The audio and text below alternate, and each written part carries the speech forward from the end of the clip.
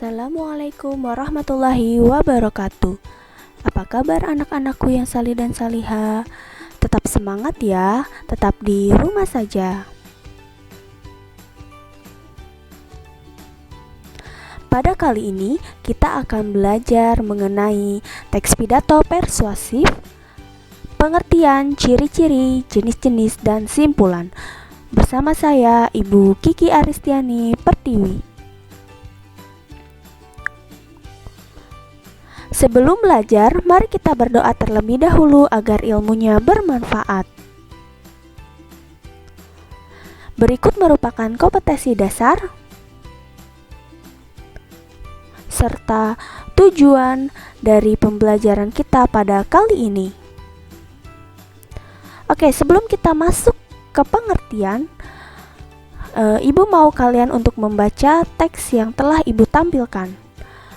Agar bisa lebih jelas, kalian bisa jeda atau pause video ini terlebih dahulu. Bagaimana? Setelah kalian membaca teks tersebut, apakah kalian mulai paham apa itu pidato persuasif? Oke, Ibu akan jelaskan lebih lanjut. Pengertian pidato persuasif. Pidato yang bertujuan meyakinkan pembaca atau pendengar dengan menyajikan argumen dari sudut pandang si pembaca. Persuasif artinya mengajak. Jadi singkatnya, pidato persuasif merupakan pidato yang bersifatnya ajakan.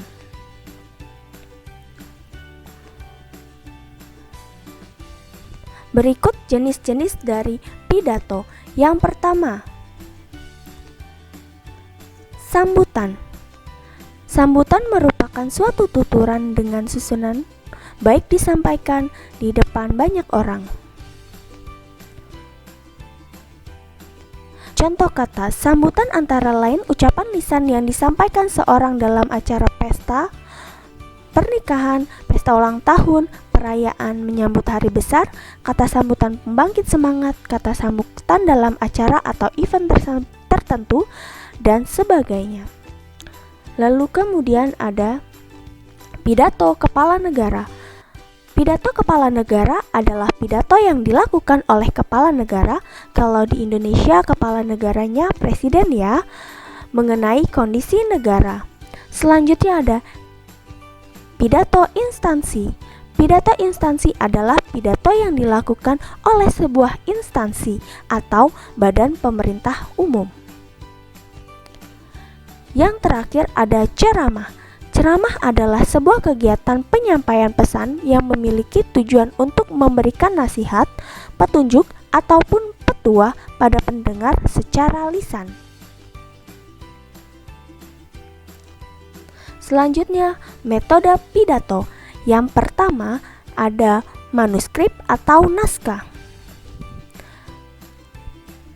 Metode pidato manuskrip atau naskah adalah berpidato dengan menggunakan naskah yang telah dibuat sebelumnya. Metode ini biasanya digunakan dalam pidato resmi di mana pembicara selalu membaca naskah yang dipersiapkan sebelumnya. Lalu yang kedua ada memoriter atau hafalan. Metode pidato memoriter atau hafalan yaitu menghafal suatu rencana pidato yang telah dibuat. Lalu yang ketiga ada ekstemporan.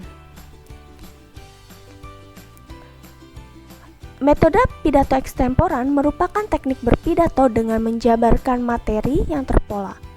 Maksud terpola yaitu materi yang akan disampaikan harus dipersiapkan garis besarnya dengan menuliskan hal-hal yang dianggap penting. Lalu yang terakhir ada impromptu atau pidato dadakan. Metode ini membawa pidato tanpa persiapan yang hanya mengandalkan pengalaman dan wawasan. Biasanya metode ini digunakan untuk berpidato yang sifatnya mendadak dan disajikan menurut kebutuhan saat itu. Selanjutnya ada tujuan pidato. Tujuan pidato yang pertama memberikan informasi kepada pendengar. Yang kedua meyakinkan pendengar. Lalu yang terakhir menggerakkan pendengar. Selanjutnya, langkah-langkah menemukan informasi dalam pidato persuasif. Langkah pertama, membaca atau mendengarkan pidato persuasif dengan seksama. Yang kedua, mencatat informasi penting dalam pidato persuasif yang dibaca atau didengarkan. Yang ketiga, menyimpulkan pesan dari informasi penting dalam pidato persuasif yang dibaca atau didengarkan. Kemudian ada langkah-langkah menyimpulkan isi pidato persuasif.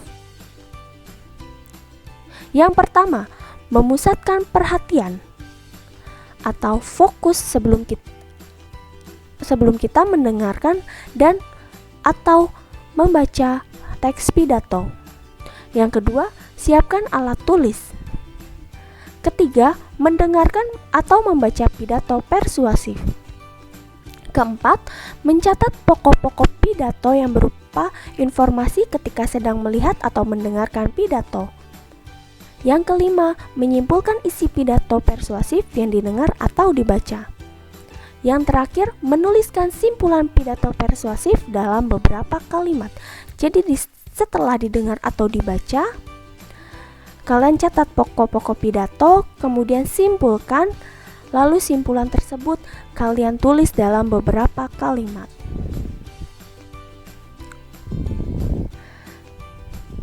Selanjutnya ada aspek yang diperhatikan dalam menyimpulkan isi pidato persuasif. Yang pertama, simpulan harus memuat isi pokok pidato. Kedua, simpulan tidak menyimpang dari isi pidato. Yang ketiga, simpulan bukanlah komentar, melainkan ringkasan isi pidato. Nah, sampai di sini dulu ya materi kita kali ini. Semoga kalian paham dan ilmunya bermanfaat. Terima kasih. Sampai ketemu di lain waktu. Wassalamualaikum warahmatullahi wabarakatuh.